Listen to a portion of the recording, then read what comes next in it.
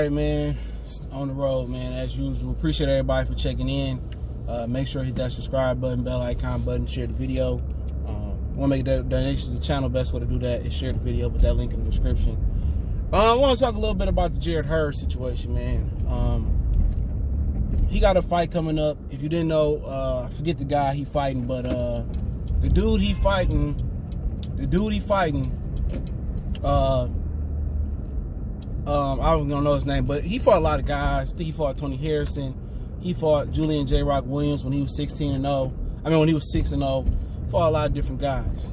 You know what I'm saying? But he came up short basically with everybody. I think he had a draw with J.Rock, but he was 6-0. So I can't remember that fight, but I watched a lot of J.Rock fights coming up because you know, he was fighting top guys. He was match tough coming up, so he didn't have no easy road.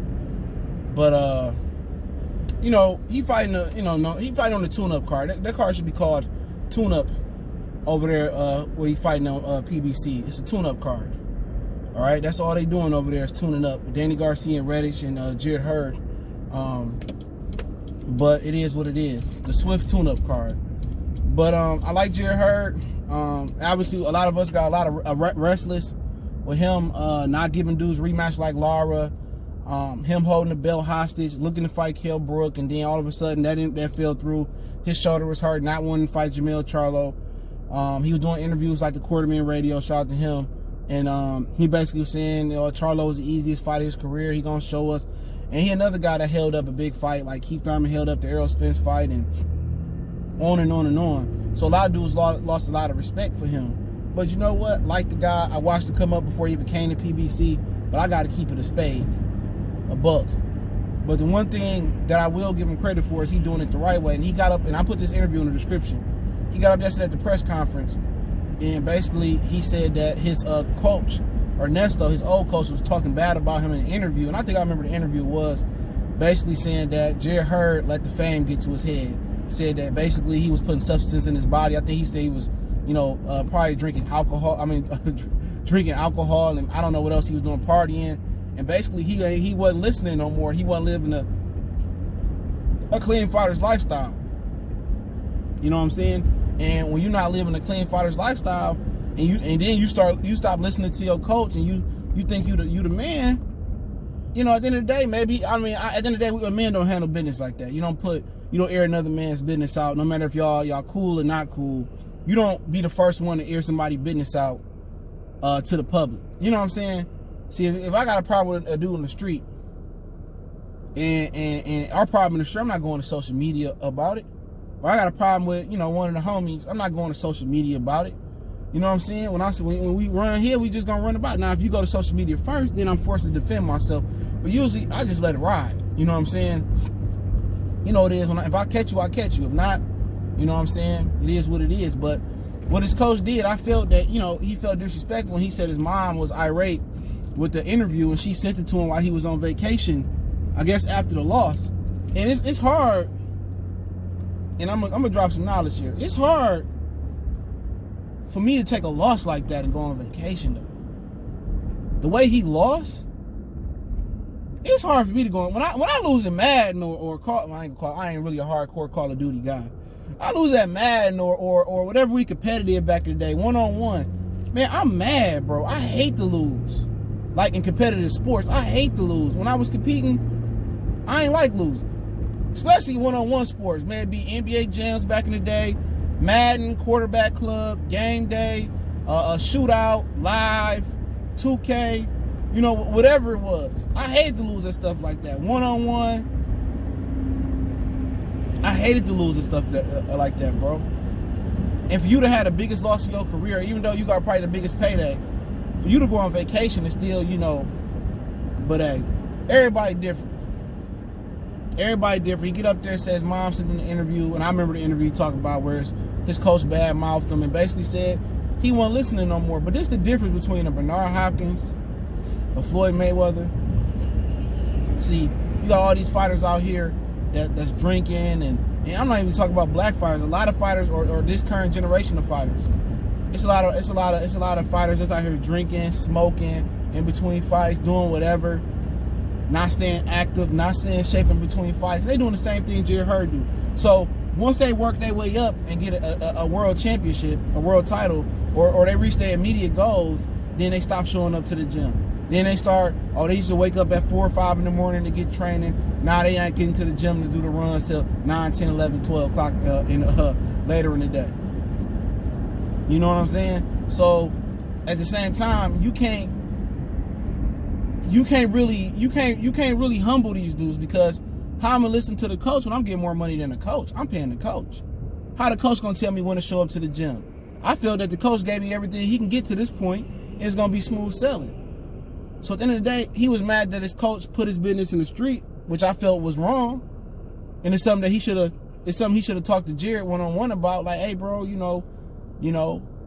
doing this, you doing that wrong, man. We got to get focused. And maybe he did, and he wasn't listening. He was like, maybe the only way to tell him is put it in the street. But one thing Ernesto did that he didn't have to do is say that shit, because we can see it. We can see it with homie. We can see the way he was blowing up in between fights. The way when he first got the belt from when he first unified the belt with Lara. You know what I'm saying? When he went and got that fight with Lara, and he said, I'm the A side now, and they got to do what I say do. Anybody worry about Charlie? I'm paraphrasing. That's when he changed. And then when he started getting paydays, he came back in LA and got a payday. Fought some other guys, got some huge paydays, got on the water, Fury undercard, got a huge payday. He changed. Nothing that Ernesto said was wrong. See, when somebody tell you the truth like that, that's when it hurt the most. Jarrett Hurd wasn't being disciplined no more, and a lot of fighters do it. A lot of fighters work hard, and Al Heyman paying these dudes, like he paying these dudes like top money. And not even him, because I say Al Heyman because he set the standard. He the boss in boxing. So Al Heyman raised the money up. The Zone got to raise the money up. Top Rank got to raise the money up. So when Al Heyman paying these dudes prematurely, they get $1 million paydays early in their career, they already felt they made it. But a lot of greater men with a lot more money felt they made it when they touched $100 million, $500 million. $1 billion, and they lost it. That's what you gotta pay attention to. So for Jarrett Hurd, his coach ain't lying. It might have been that coach might have did the best thing for him by putting down the street, because the loss didn't do it. He was on taking selfies on Instagram and laughing and enjoying his money. That coach did the best thing for him. It was some whole shit. Don't get me wrong. You don't handle business like that. But in the grand scheme of things, he did the best. That's going to be the turning point of his career. If he turned it around, that's going to be the turning point in his career. You know what I'm saying? That interview and his mom sent him that interview, that humbled him. J.Rock didn't humble him. He didn't humble him. What humbled that kid was what Ernesto said, and it was true. He losing and taking selfies and just happy with the payday. When you happy with just getting paid, man, you on your way out. So what that coach did for him, some whole shit. It was the best thing it done for him. And then he basically said that he got with I think Shakir Stevenson, Coach K, and I seen him on Ellie Sekback, somebody posted on Instagram, and they working on keeping his balance, and they took him back to basics. So he's staying at 54. He said eventually want to come back for the J.Rock rematch, and I know J.Rock and the winner of Tony Harrison and Jamil Charlo, if it's a clean victory, they are going to fight each other, and then he probably gonna fight the winner, all that. But they taking it back to basics, dude. He doing it the right way. The way Adrian Broner should have did it after he lost to Madonna, he should have started all the way back over, had 3 or 4. He said he's gonna fight more than 2 or 3 times this year. So he's gonna be real active with these lesser fights. They're gonna build him back up. They're gonna try to give him some basic skills and give him a little bit by a little bit, and then hopefully in one middle of the road fight, he put it all together and look good. Same thing with basically what Robert Garcia did with Marcos Madonna. That's the blueprint on how to rebuild the fighter. You don't want to turn a fighter like Jarrett Hurd into Muhammad Ali or turn him into Floyd Mayweather. You want to give him enough skills where he's still himself, but he know how to handle himself. You give him a little head movement, teach him how to control, use distance, use his jab, roll with shots a little bit. Exactly, Robert Garcia laid the blueprint on how to kind of rebuild the fighter, but not change him. No, kind of reinvent him a little bit. You know what I'm saying? And that's what Coach K and them gonna try to do with Jarrett Hurd. He not training at home no more, so he don't have that distraction. You know what I'm saying? So that's what they gonna do. And that's the proper way to come back. He doing it the right way. You don't just jump back in a fight like that and you ain't really did nothing different. The way he beat you on the inside and grinded you down, and nah, they're gonna teach him how to use that stick. They're gonna teach him how to pressure intelligently. You see how Robert Garcia had Madonna throwing that jab to the body, feint to the body, coming over to the body, and then he turned the jab, looked like it's about to be a body shot, and Broner stuck, and he turned into an overhand right. They're gonna do something similar to Jarrett Hurd. If Jarrett Hurd can master what Madonna mastered, Jarrett Hurd gonna come back and get them titles. Why should I tell you Jarrett Hurd gonna be a bad mofo? But that's the best. Ernesto gave him the best gift he ever gonna get in his life. Some harsh reality. He gave, and it wasn't the right way to do it. But sometimes you gotta publicly embarrass somebody, bro. And I'm not all for publicly embarrassing kids, but sometimes that's what you need. He gonna look back if everything go right. He needed that humble pie. And he said, he offered Ernesto to stay part of the team, and he said he didn't like the team he had around him.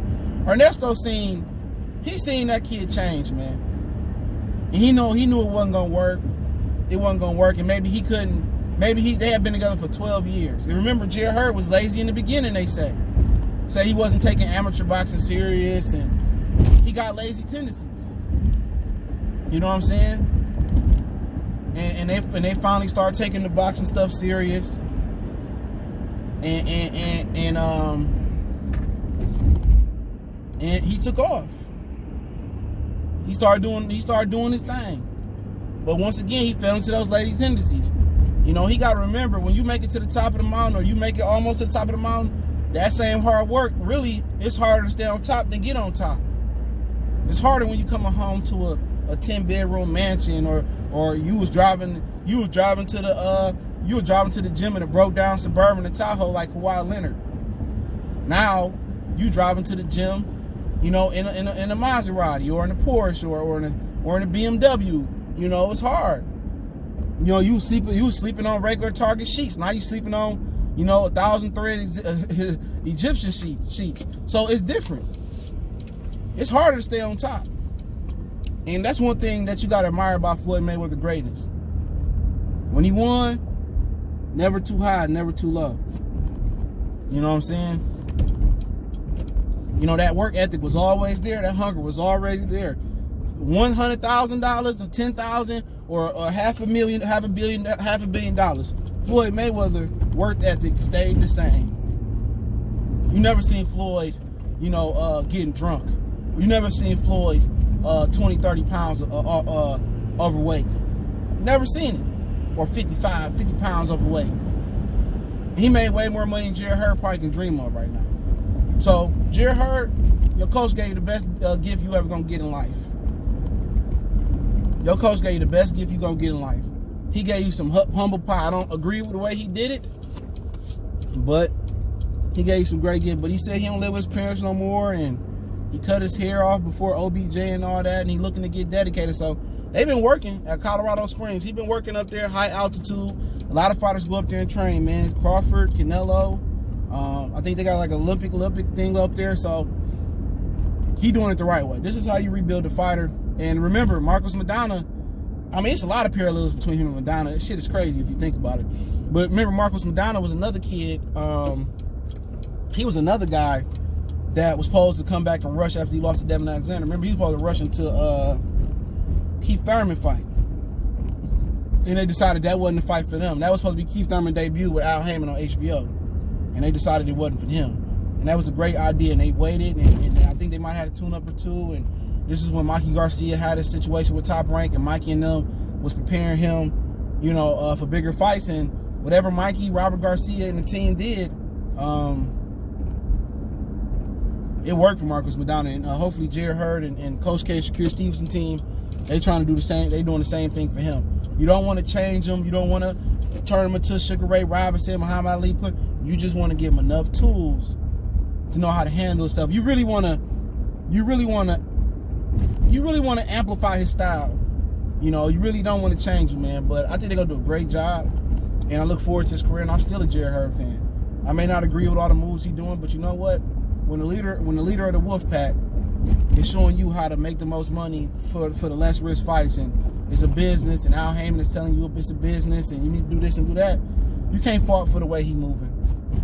But at the end of the day, every man is a man. But he thanked Al Heyman. Al Heyman gave him advice and say he need to do what's best for him. He do a lot for a lot of different people around here. So, you know, Al Heyman gave some great advice, and hopefully, you know, he said he's gonna fight, I think, more than 3 times this year. That means they're gonna take small fights, and they're gonna try to see what they're doing and where they need to clean up before they take a big fight. I anticipate end of the year or top of next year, he's gonna be fighting maybe for undisputed or 3 belts. So we see how that happens. I think if they do it the right way, I think he may end up coming out on top. You know, he can definitely beat J.Rock. I'm telling you that right now. He just did some things that he just got complacent. You know, but I think they'll figure it out. Blessings to him and his family, man. Jarrett Hurd, a really good guy. Don't forget, we on Facebook, Instagram, Twitter. Reach out to the email if you got business questions, inquiry, sponsorship, video requests. Video went longer than I expected. Want to make a donation to the channel? That link's in the description. Cash App, PayPal. Best way to help out is to share the video. Y'all know what the business is. One time for the one time we go.